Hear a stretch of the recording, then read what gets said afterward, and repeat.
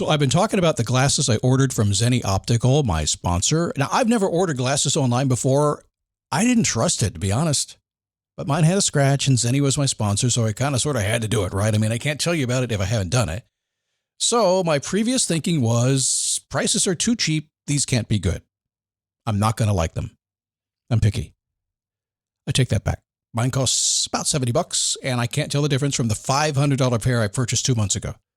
By the way, my wife likes them too. She said they look good on your face, and I want some too. And at about $70 or less, I can buy them. I am surprised, and I'm a customer. Zenni Optical has prescription glasses, sunglasses, blue light lenses, all starting at under $30. Go to Zenni.com, pick a frame, upload your prescription. They'll ship it to your door. No appointment, no store, no upsell at the counter. And Zenni has that virtual try-on, so you can see exactly how the frames look on your face, and that is very cool and confidence building. If your glasses are overdue for a refresh, now it's time. Go to Zenni.com/podcast and use the code podcast15 for 15% off your first order. The styles sell out pretty quick, so don't sit on this. Go to Zenni.com/podcast, promo code podcast15. Okay, funny story. My wife was listening to my podcast the other day. Yes, she does that. And she said, what's this thing called Whatnot you keep talking about on your podcast? Are you shopping without me? Yes, I am. I'm cheating on you. It's called Whatnot.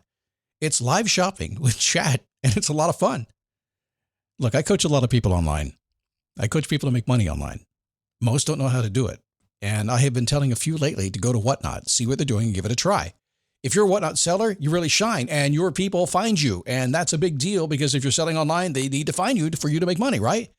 And then they become repeat customers because they see your face, not just your logo. Whatnot is the largest dedicated live shopping platform, whether it's beauty, it's collectibles, electronics, luxury, fashion, even cookies. Yep, cookies. Sellers are building real thriving businesses. Anyone can do it too. Some people on Whatnot are selling, get this, 10 times as much as they do on other major marketplaces. And you don't know this, but Whatnot buyers spend more than an hour on the app every day. They're not browsing. That's why they call them buyers. They're buying your stuff. So here's how it works. You go live, you showcase your products, and you earn real income. Search Whatnot, WHATNOT, in the App Store, download, and you can start selling right away. What is happening? Come on in here. Happy Friday. Nice to have you here today. It is Independence Week, 4th of July. I think it's tomorrow. I record my shows early, so I think it's tomorrow. That's what I think. All right. I'm glad you're here talking about freedom. I need a boost. I need a daily boost. I need a boost. I need a daily boost. It is the Daily Boost. Somebody said to me the other day, said, Scott, I got all the freedom I want. I got a big credit card limit. I said, oh, you naive person. Hey, trust me, I use credit cards a lot. I'm a good credit card user. I really am. My name is Scott Smith. Good to have you here today. Thanks for stopping by, spending this week talking about personal freedom. Now, why do I do this? Why do I do this right now? And I actually meant to talk about this about 4 days ago. Not that it matters, but you might wonder, what's my motivation here? Well, every single year, and I've done this for many, many years, and some years I just kind of halfway do it, and other days everything changes. It's other times. So I've always reasoned it like this. It's kind of like working out. People say, do you work out 3 days or 4 days a week? I say, well, I do 4. Oh, why do you do 4? I said, well, it just kind of makes sense. There's 7 days in the week. 4 is more than 3, and it's more than halfway there. There's a better chance of me succeeding if I go 4 times than if I go 3 times. Just makes sense, right? So that's kind of how I look at it here. So I look at stuff like that. I kind of look at natural, like lots of times, like in July, it's going to be very slow. Everybody's on vacation. Well, I don't know about you, but when you're busy doing your job, when you're busy working, that's when people are around, right? And you can't get anything done. You have more time because you don't have any more time because it's all sucked up by all the stuff you have to do. So my world's that way too. July is very slow. So I learned a long time ago that when July shows up, I just go do my own thing. I get busy. Why? You ready for it? Because I don't get bugged by anybody. And when I say that, I say it with a kind and loving way. It just means I don't have the interruptions going on. Emails are down. Calls are down. People are on vacation. Scott got some time to do some stuff. And I learned this a long time ago. So I will do things when you all are doing something else. I'll go ahead and do something I'm doing, and I will change trajectory of my business in a matter of weeks. I'm not saying anything, although maybe I am. But I also noticed when we get into the 1st of July, we get January, February, March, April, May, June. That's 6 months, isn't it? How many months are left? 6, half the year. We're halfway there. People have Christmas. They have Christmas is halfway. Christmas is in 6 months parties right now.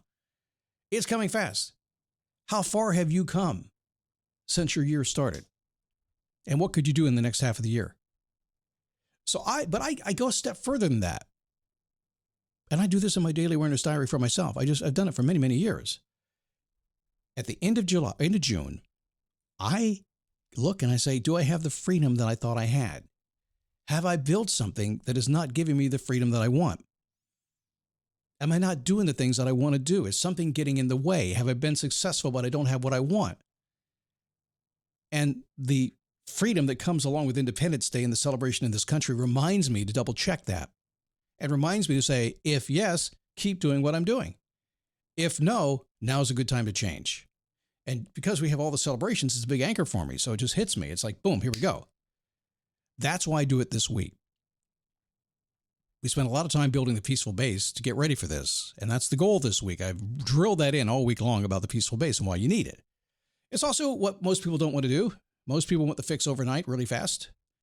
If anything, if you've learned anything, you listen to a million podcasts you can listen to. You can read all the books you want to read. You can go to ChatGPT all you want to, and all great stuff and all great information.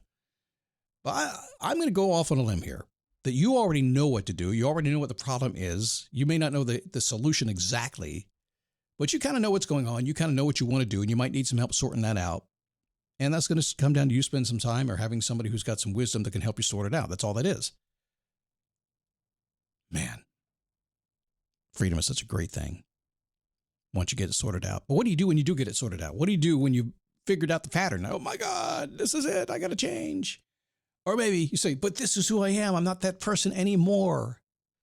And you've done what I told you success people will do. You cleared the deck.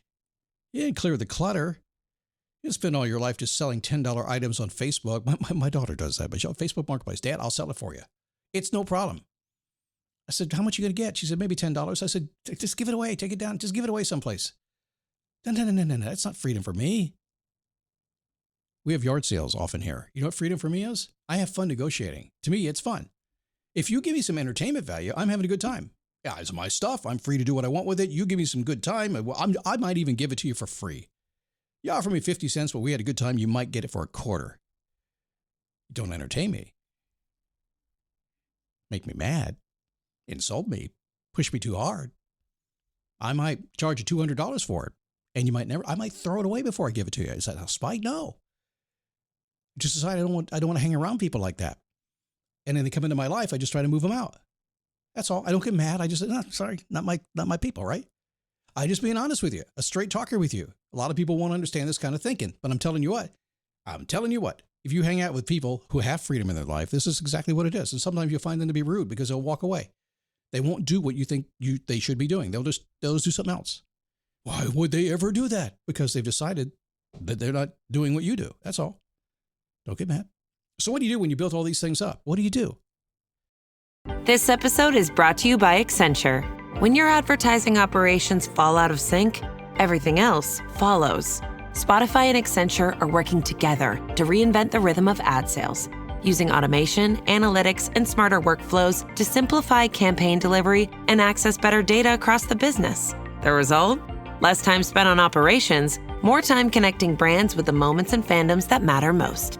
Learn more at accenture.com/Spotify. You have to activate your vision. Notice what I said there. Activate your vision. I didn't say take action. I didn't say take massive action. I didn't say what we like better is massive and perfect action. You know why? Because I know Tony Robbins said, take massive action. Y'all did. You made a mess. You had so much to deal with. You stopped. I said, listen, just take massive and perfect action. Then at least you don't care. Go make a mess and you clean it up later. And eventually I got to the point where I said, nah, let's not do that. Let's activate our vision. Where did I get the word vision from?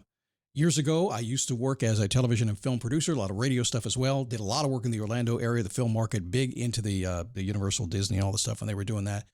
Back in the 90s, early 2000s, I was there, offices, the whole thing. I worked the industry in town doing just that. I was a producer-director. And people would hire me to come in and they would say, hey, we want you to produce this show or this short film or this commercial or this industrial narration or whatever it happened to be. And they'd say, I said, great, I could do that. And we'd talk about it. And in a meeting, we'd come up with a vision of what they wanted. the vision would be cast and they would agree. And usually I got the job because I probably gave them a couple of ideas they didn't have before. And we agreed that, man, my ideas were good. We can do the job. They want to do it. We commit to it. They give me money, right? That's what happens. So, but when they give me money, what do I have to do? If you've ever done film or television production, you know it's just not me. If you do it right, it takes a lot of people. It's a crew that does this. A lot of people touch it. You need creative people and the videographers, the cinematographers, you need the graphics, all the stuff.